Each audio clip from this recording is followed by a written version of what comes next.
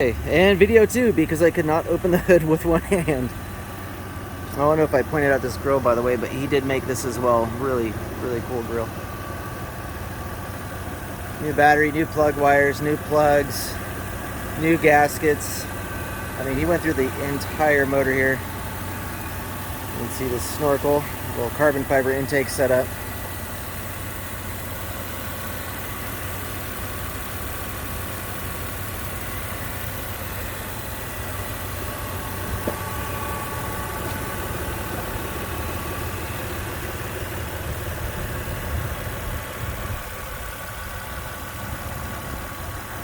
All right, there you have it.